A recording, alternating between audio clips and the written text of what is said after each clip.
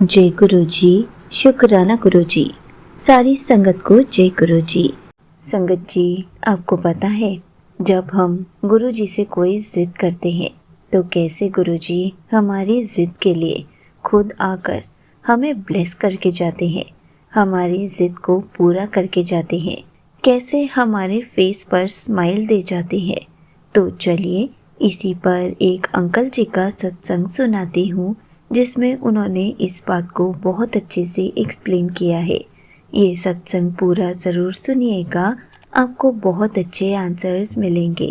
तो चलिए अंकल जी का सत्संग सुनाती हूँ। संगत जी, मेरा नाम रमेश है।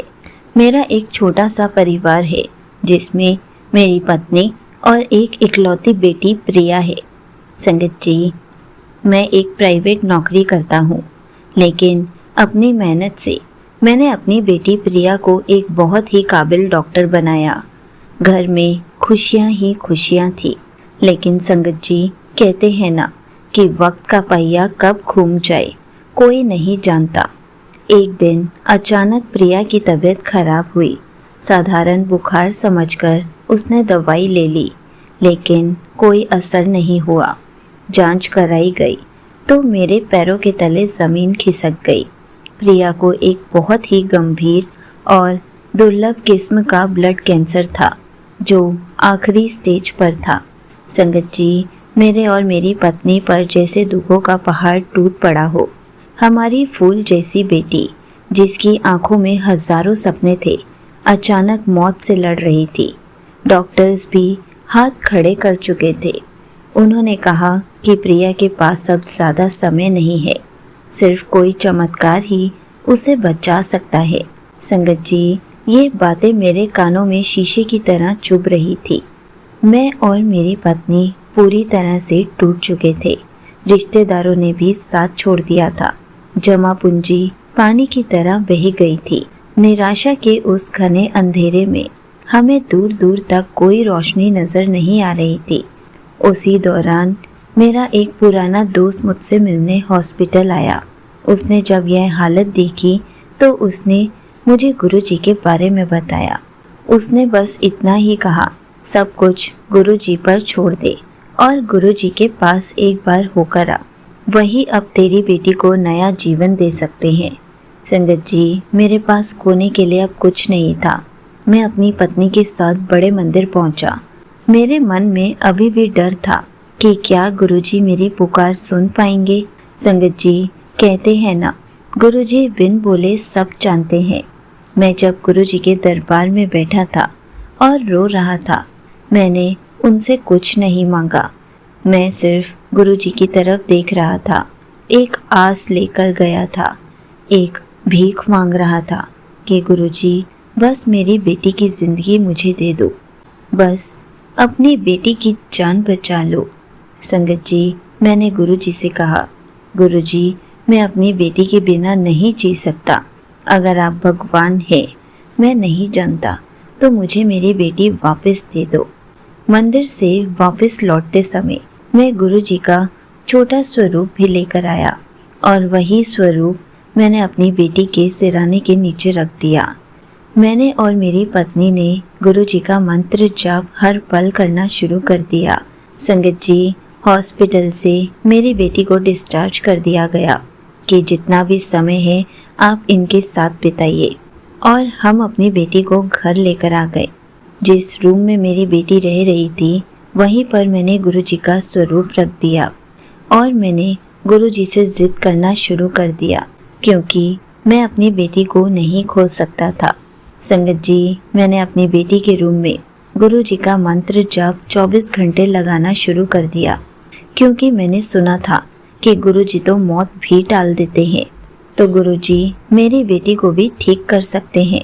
संगत जी, आप खुद सोच सकते हैं एक माँ बाप पर कैसे बीतता होगा वो समय जब उन्हें पता हो कि उनकी बेटी लास्ट स्टेज कैंसर पर है।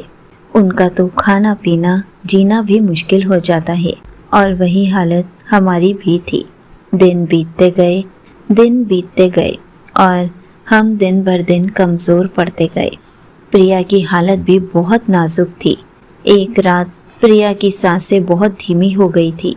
मेरा धैर्य भी जवाब देने लगा था। संगत जी,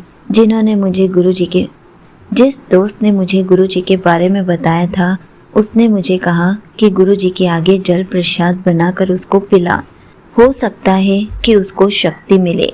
और मैंने उसी समय गुरुजी के आगे जल प्रसाद रखा और फिर प्रिया को पिलाया।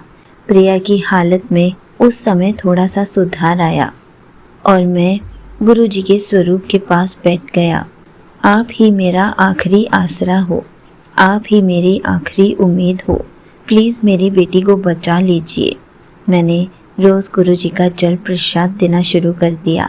गुरुजी का चंदन तिलक भी अपनी बेटी को लगाना शुरू कर दिया और मैं अंदर ही अंदर ऐसे लग रहा था कि गुरुजी से जिद कर रहा हूँ कि आपको मेरी बेटी के सामने आकर उसकी जान बचानी ही होगी, आपको मेरी बेटी मुझे वापस देनी ही होगी। संगत जी, मेरी वो पुकार, एक बाप का अपनी संतान के लिए दर्द गुरुजी समझ सकते हैं। मैं गुरुजी से रोज़ भीख मांग रहा था, प्लीज़ मेरी इकलौती बेटी है, उसने बहुत मेहनत करी है, उसको बचा लीजिए।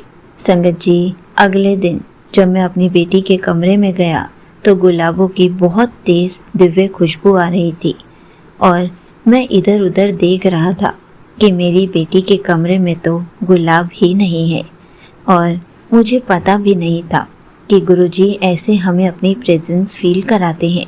उसी समय मेरा दोस्त मेरी बेटी से मिलने आया और जैसे ही वो उससे मिलने गया तो उसको भी गुलाबों की खुशबू आई और वो बहुत खुश हुआ। उसने कहा, ऐसी खुशबू तो सिर्फ गुरुजी की ही होती है। गुरुजी अपनी प्रेजेंस फील करा रहे हैं कि वो इसी कमरे में है और मुझे पता भी नहीं था। मैंने गुरुजी का शुक्राना करना शुरू किया। संगत जी, मेरे अंदर एक आस बननी शुरू हो गई कि गुरुजी मेरी बेटी को ठीक करने आए हैं। मैं गुरुजी के स्वरूप के पास जाकर उनका शुक्राना करने लगा। उस समय कितने दिनों के बाद मेरे फेस पर एक मुस्कान आई होगी, लेकिन अभी भी अंदर एक डर था कि प्रिया की हालत कमज़ोर होती जा रही है। प्रिया की हालत और ज़्यादा क्रिटिकल होती गई और उसको फिर से हॉस्पिटल में एडमिट करना पड़ा। उसकी हालत इतनी कमज़ोर हो गई कि उसे वेंटिलेटर पर लिटाना पड़ा। प्रिया 2-3 दिन तक वेंटिलेटर पर ही रही और मैं गुरुजी से बस अरदास ही करता रहा, भीख मांगता रहा, एक जिद करता रहा कि मुझे मेरी बेटी लौटा दो और मैं लाइफ में कभी कुछ नहीं मांगूंगा। संगत जी, अगले ही पल वेंटिलेटर की मशीनें सामान्य हो गई। प्रिया की सांसें सामान्य चलने लगी। डॉक्टर्स की टीम दौड़ती चली आई। वो हैरान थे। प्रिया का बीपी, ऑक्सीजन लेवल सब कुछ अचानक नॉर्मल हो गया। अगले दिन जब प्रिया के टेस्ट हुए तो डॉक्टर्स भी विश्वास नहीं कर पाए। उसकी बॉडी से कैंसर का सेल एक भी नहीं मिला। वो बिल्कुल ठीक हो चुकी थी। प्रिया को गुरुजी नया जीवन ब्लेस कर चुके थे। संगत जी, गुरुजी ने वो असंभव चमत्कार किया जिसे हमारे लिए मानना बहुत मुश्किल था, लेकिन आखिरकार गुरुजी ने हमारी बेटी को बचा लिया। अब वो मेरी नहीं, गुरुजी की बेटी है, क्योंकि गुरुजी ने उसको नया जीवन दिया है। अब वो खुशहाल जिंदगी जी रही है और गुरुजी को मुझसे भी ज़्यादा मानती है। अब वो पूरा दिन गुरुजी गुरुजी करती रहती है, जैसे गुरुजी कोई उसके दोस्त हो, क्योंकि वो सबको यही कहती है, गुरुजी ने मुझे नया जीवन दिया है। संगत जी, गुरुजी ने हम सबको उस अंधेरे से बाहर निकाला, हम सबका डर खत्म कर दिया, क्योंकि मुश्किल की उस घड़ी में गुरुजी ने सिर्फ हमारा हाथ थामा, हमें एहसास दिलाया कि जब पूरी दुनिया साथ छोड़ देती है तो वो महाशिव हमेशा अपने बच्चों के साथ होते हैं। संगत जी, गुरुजी ने ना सिर्फ प्रिया को बचाया है, बल्कि हमारे परिवार को भी एक नया जीवन दिया है। संगत जी, मेरी बेटी प्रिया ने बहुत ही मेहनत करके डॉक्टर की डिग्री हासिल की थी ताकि वो दूसरों की सेवा कर सके। उसका बहुत बड़ा सपना था कि वो एक काबिल डॉक्टर बनना चाहती है, खुद का हॉस्पिटल खोलना चाहती है और गुरुजी की कृपा से आज उसके सपने पूरे हो रहे हैं। आज वो फिर से दूसरों की सेवा कर रही है।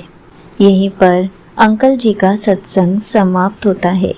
संगत जी, देखा आपने कैसे गुरुजी हमें और हमारी पूरी फैमिली को नया जीवन दे जाते हैं।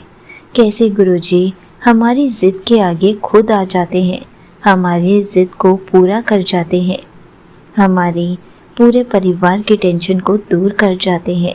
हमें तो बस गुरुजी का हर पल शुक्राना करना है।